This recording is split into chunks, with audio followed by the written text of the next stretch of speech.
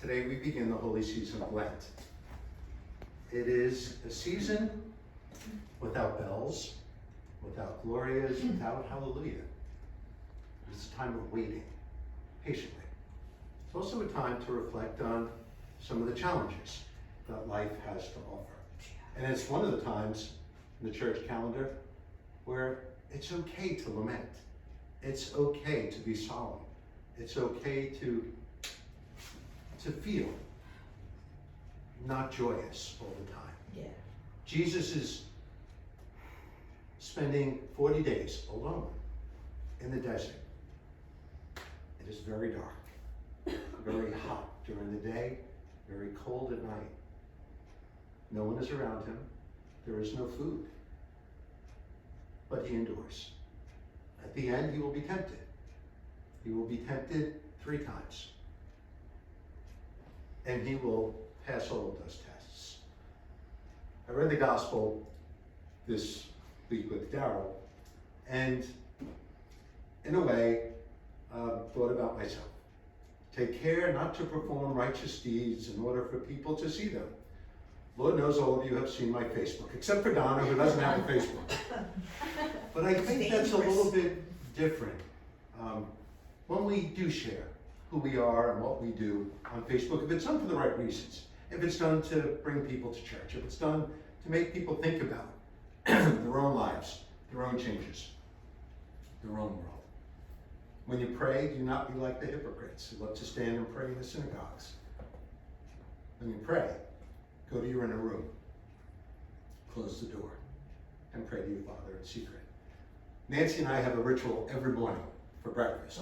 Nancy lights a candle on the dining room table, and Nancy says a morning prayer. It is actually very, very beautiful. But Nancy doesn't do that, so people would applaud her. Matter of fact, she's probably very annoyed that I even told that story. That's a secret. But that's exactly how Nancy prays. She prays in secret. Yeah. There's no doubt in my mind, Bronco spends a lot of time in prayer, in secret every single day, as many of us do. I am so glad that Donna is here today. Me too. And her prayers are being answered.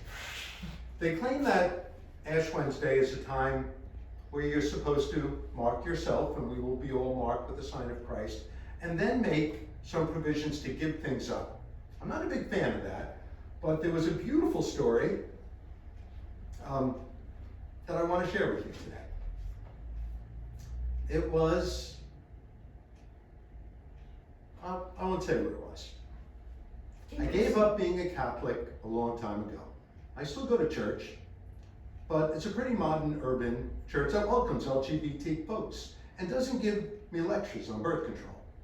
Still, the ritual of Lent has stayed with me. I'm drawn to its pared down simplicity, the starkness of an undecorated church, the tolling bells that ring as we left Mass in place of a joyful hymn, the symbols of ashes and incense. It's meaningful to me, like the gray skies and the bare trees at the end of winter. I feel the call to turn inward and reflect about what in my life needs pruning. At one point in my life, I gave up things for Lent. It was stupid, I thought, and superficial. Yes, I too love and crave chocolate, but at the end of 40 days, I will still eat up my share anyway in the form of a large hollow bunny. So what's the point? And a couple of years ago, I had an idea. I gave up buying things for Lent. I still let myself buy food and necessities, medicine, toilet paper, etc. But I stopped buying little things for myself, like lip gloss and a caramel latte or a sweater on the clearance rack. It was a small thing, but it was actually hard. Sales at my favorite store, don't even bother going in. Need the right pair of shoes to go with that dress? See if you can borrow some from a friend. Drink a nice cup of coffee at home. Curl up with a good book that you already own or you borrowed from the library. I found myself being creative, stretching how long I could enjoy something I had already had, finding substitutes for monetary things that come from purchasing something new, appreciating my many blessings. At the end of 40 days, I could buy things again. But I didn't. It changed the way I thought about money and my resources. It changed the way I thought about what brings me joy and happiness. It caused me to question why I felt I needed to buy things and what that said about the state of my soul. It wore off eventually. In fact, when I look at my bank statements, I could probably go back and do that again. But the lessons that I learned are still within me. It was a really meaningful 40 days. I was thinking about that experience tonight as I pondered the beginning of Lent. What should I give up? The thought came to me instantly. Saying negative things about myself. I have a habit of putting myself down when anything happens. If I make a mistake, it's because I'm an idiot. If I forgot something, I say to myself, I'm dumb. I spend a good percentage of my days apologizing for anything and everything and adding to how I am a deficit. It's just a little thing, but I do think it matters. Words affect us. When I put myself down, when I am saying to others about their mistakes, what am I internalizing about myself? I am going to go back to my roots this year and give up something for Lent. It's not really a sacrifice, but I bet it will be hard. And at the end of it, I believe it will have changed me. But how? I'm not sure. I've got to give it up first to find out.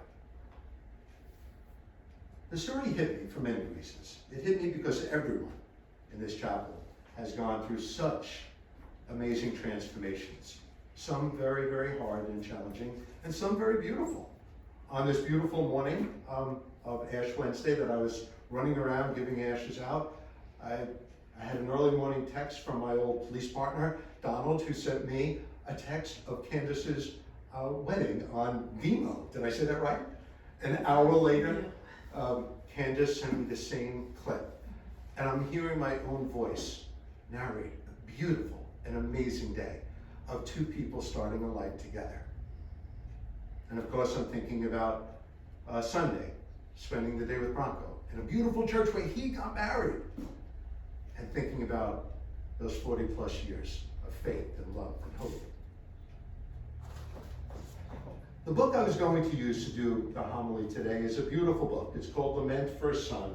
It was a book that we were responsible to read in the book of Job by Professor Hamori, who Sister Nicole got to meet.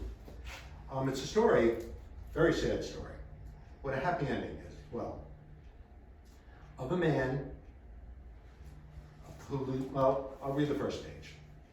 The call came at 3:30 on a Sunday afternoon, a bright sunny day. We had just sent our younger brother off to the plane to be with him for the summer.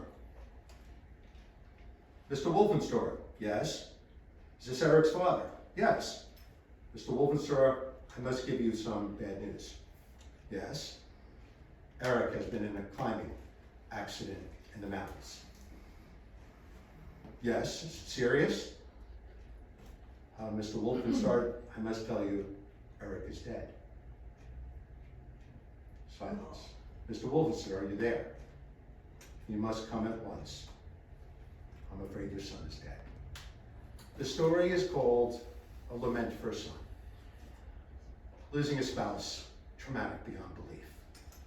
Losing anyone is traumatic beyond belief.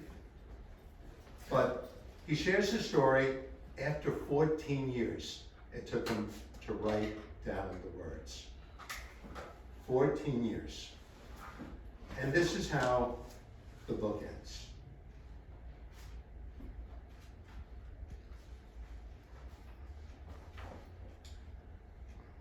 Who then are the mourners?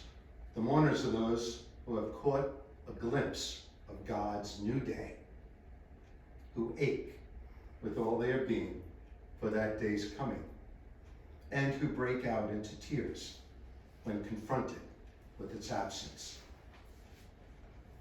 The Stoics of antiquity said, Be calm. Disengage yourself. Neither laugh nor weep, because Jesus says, be open to the wounds of the world. Mourn humanity's mourning. Weep over humanity's weeping. Be wounded by humanity's wounds. Be in agony over humanity's agony. But do so in the good cheer that a day of peace is coming. That day of peace is coming. That is what Lent is all about. It's 40 days of quiet and solitude, no bells, no hallelujah, no gloria, just waiting, being patient, and knowing that things will change. Things will get better. Things will be new again.